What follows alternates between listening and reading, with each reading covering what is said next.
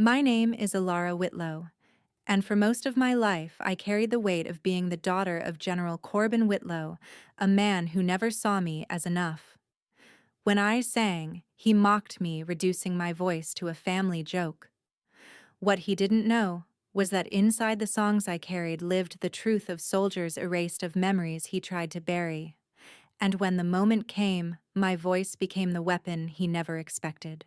They say silence protects you, but when my father called, his words cut deeper than any battlefield wound. The phone rang late, the kind of hour when voices carry heavier than they should. My father's number lit the screen like a command prompt I couldn't ignore. I let it buzz 3 times before answering, my pulse already bracing for impact. Elara. His tone had that clipped precision, each syllable pressed down like a stamp of authority.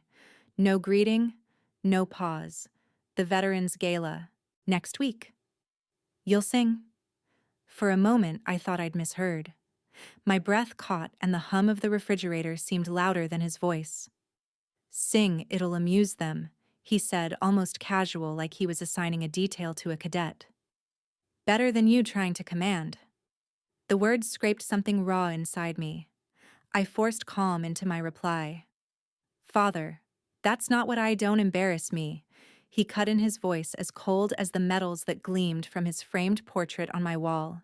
For once, be useful. The line went dead before I could respond. I stayed there, phone warm in my palm, staring into the dim light of my apartment. The silence pressed in, not the protective kind, but suffocating, like a room with no exits. I sat down on the edge of the couch, anger coiling beneath the stillness I'd learned to wear like armor. The apartment had no grandeur to it. Secondhand shelves leaned with their weight of battered paperbacks. A guitar, dusty and long untouched, rested against the corner. And near my feet, shoved under a stack of unpaid bills, sat the old leather notebook. I pulled it out with trembling fingers. The cover was cracked, stained by sweat and sand that would never wash out. Inside, the ink was faded, but alive lyrics written in cramped, hurried hands. Ghost Team 7's anthem. Our anthem. The song that had survived where so many of us hadn't. If we vanish, Silas Wren had whispered once, his breath-shallow eyes fixed on a horizon none of us would ever see, let the song remain. I'd sung to him that night, quiet enough for the desert to keep our secret. His hand had steadied in mine, and for a moment fear loosened its grip. The next morning he didn't return from patrol. Now his words stirred again like an ember refusing to die. My father thought he had humiliated me, reduced me to background music for his polished crowd. He didn't understand that the song he mocked was more than melody. It was memory evidence, a blade sharper than his clipped orders. I turned the pages, slowly tracing the lines written by men and women erased from every official record. Each verse was a refusal, each chorus a name that would not be buried. My throat tightened, but when I closed the notebook, my hand was steady. The humiliation he intended had become something else entirely. Not shame, but fire. He wanted a showpiece. I would give him testimony. He wanted silence. I would give him echoes too loud to ignore. He thought he was putting me on display. He never knew he'd given me the stage to burn his legacy. They laughed before I sang. By the time I finished, they were too afraid to breathe. The Marriott Grand Ballroom gleamed like a cathedral of power chandeliers, blazing flags crisp in regimented lines. 400 guests filled the tables, generals, contractors, senators. Every movement rehearsed, every smile a weapon. My dress was plain, my boots worn, yet I walked as though the marble beneath me remembered my weight. Corbin stood at the podium, polished into legend. His voice carried easily, smooth with pride. My daughter prefers singing to soldiering. Tonight, you'll see why. Laughter spread, genteel and sharp. I caught a pair of pitying eyes, another's smirk hidden behind a napkin. Entertainment, nothing more. I did not bow when I stepped forward. My silence lingered, deliberate. The microphone cooled beneath my hand. Their noise pressed on me, expecting an anthem that would flatter a chorus to gild the night. I let them wait until impatience twisted into mockery. I drew breath. The first words slid into the hall, quiet but unwavering. If I fall in silence, bury me in sound. Crystal stilled. A waiter froze mid-step, champagne trembling at the rim. The chandeliers seemed to dim as attention bent toward me. I sang again. If my name is missing, let the echoes be found. Silverware hung suspended, whispers shivered between tables. Isn't that? No, impossible. The verses carried memory. The ballroom's gold blurred into sand. I saw Silas Wren in the corner of my mind, tapping a broken harmonica, grinning despite the dust. His voice once murmured, "If we vanish, let the song remain." The lines I sang were his legacy, inked by men who never came home. The melody did not plead, it declared. I did not perform. I bore witness. Each note clawed open the curtain they had drawn across us. My father's hand pressed on his program as though it could anchor him. He still did not look at me, but others did. A defense executive mouthed "ghost." A colonel straightened, color draining from his face. The air thinned, the chandeliers flickered like stars through canvas holes. I sang the verse we never wrote, the cadence traded shoulder to shoulder when exhaustion bent our backs. It was raw, unfinished, too honest to polish. Yet it steadied me. Grief that cannot be moved becomes its own discipline. I held the note until silence threatened to break first. A chair scraped the marble, sharp, undeniable. General Aldrich Kane rose, eyes fixed as if the past had seized him. His voice cut the air. "Stop, that's Ghost Team 7's anthem." The words landed heavy, undeniable. Gasps broke, glasses chimed against plates, a pen snapped in someone's grip. I let the final note fall clean, unadorned, like breath leaving a body. I did not bow. I did not thank them. I stood in the hush. I had made the echo, doing the testimony I was denied for years. My father finally moved, reaching for his glass. The stem wobbled between his fingers. He tried to lift, but the weight of the room pressed it down. All eyes turn not to Elara, but to Corbin. His hand trembles on his wineglass, the mask slipping. The silence stretched every heartbeat in the hall, counting louder than applause. They didn't put me on trial, but as the doors locked behind me, I knew my father's shadow was the real defendant. Pentagon, early December. The hallway swallowed sound. Badges blinked red, then green. A Marine opened the final door, and I stepped into a room built to bleach memory. No windows, steal, a chair that squeaked. Overhead light fell straight down, merciless as discipline. General Aldrich Kane sat opposite, hands folded, composed. To his right, a JAG officer sorted files with neat precision. A recorder waited, fingers poised, eyes on the screen. I touched the table and counted breaths until my pulse obeyed. No one offered water. Kane nodded once. The JAG slid a folder across the steel. Operation Sand Veil. Casualties, Ghost Team 7. Cover directive signed. Clinical words as if grief fit a taxonomy. I turned the first page. Redactions marched like black battalions. And then I saw it at the bottom margin, the slanted signature I'd traced with a crayon when I was 10, the flourish on my ROTC letter, the steady hand that signed permission slips. Corbin Whitlow, Father General, Architect of Absence. For a moment, the room narrowed to a pen stroke. Kane was watching, not like a predator, like a man measuring where ground might give. He didn't just withdraw support, Kane said quietly, placed with care. He wrote them off. The JAG's pen clicked. Sergeant Whitlow, state for the record how you came to perform the song. I let the silence stand. I'd learned its weight in rooms that smelled of cordite and fear. When I finally spoke, my voice was steady. I already testified, I said. I sang. The JAG exhaled. Did your father supply or suggest the material? No. I closed the folder gently as if paper might bruise. He supplied the stage.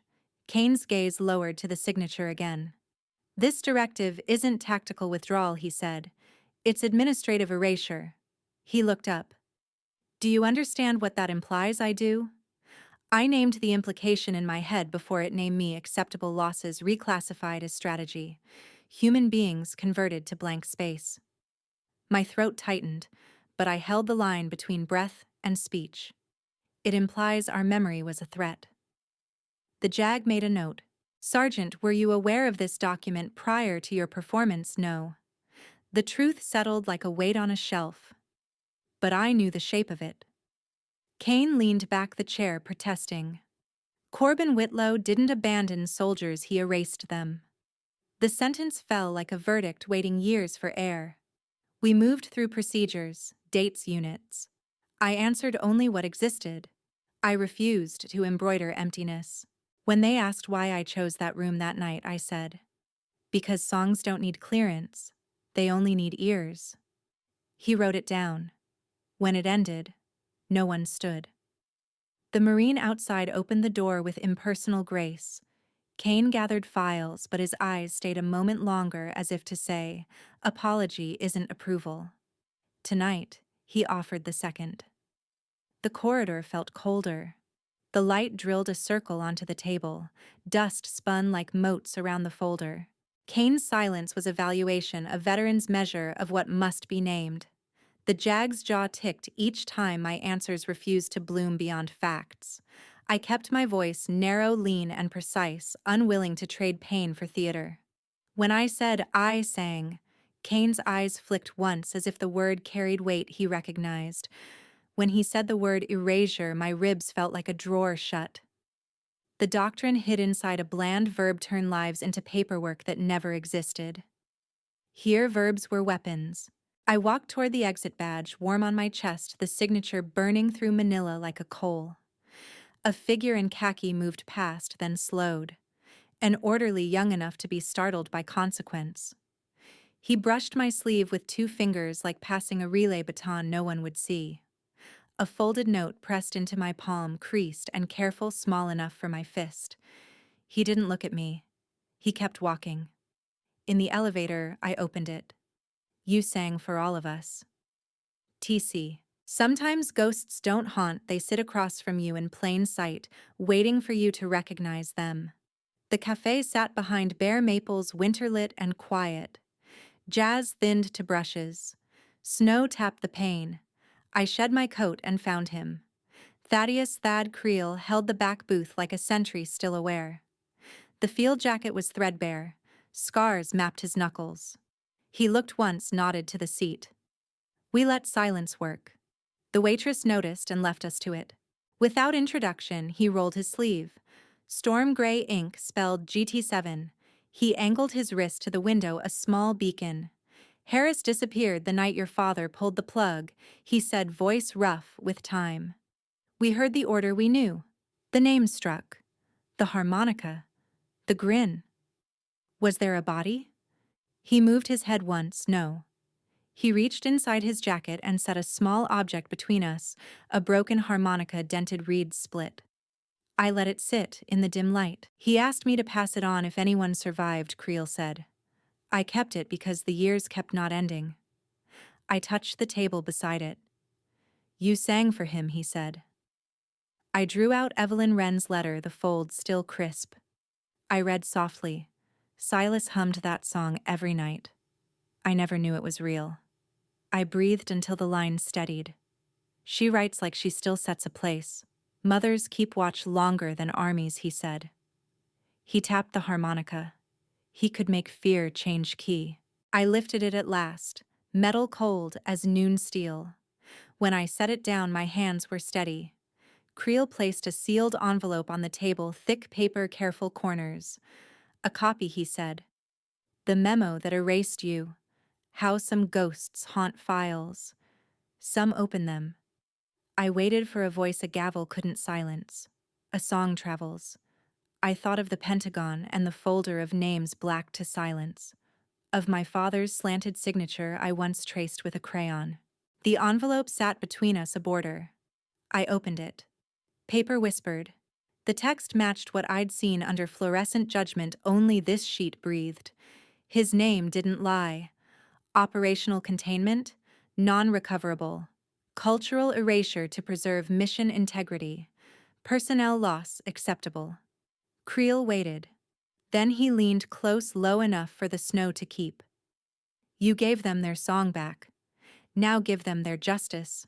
For a while the cafe made a small cathedral out of ordinary sound, the heater's click cups settling snow-ticking glass.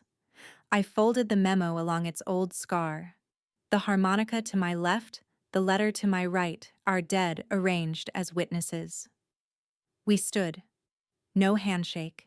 He touched 2 fingers to his temple, a dawn signal repurposed for the kept alive. We stepped into the night and the cold rushed in.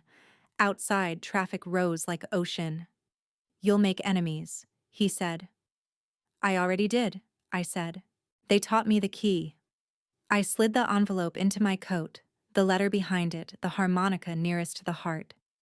He turned into weather like a sentry at shift change. I walked south and did not look back. Snow kept time outside. He thought memory would die with them. He never counted on me. They wanted testimony, but I brought something sharper than words, our song. The chamber was a theater of polished wood and winter light flags stiff behind the committee dais. Cameras lined the rear wall, their red eyes steady. Journalists leaned forward, waiting for a soundbite to cut and carry. Veterans sat shoulder to shoulder in the gallery, hands folded, faces mapped by memory. At the witness table, I placed both palms flat and met the microphones without flinching. Across the aisle, my father sat like a man who'd rehearsed control his entire life until now. The tremor in his jaw betrayed him. I buried my brothers and sisters in sand, I began. My father signed their silence. The words carried without strain, landing in the quiet like weights.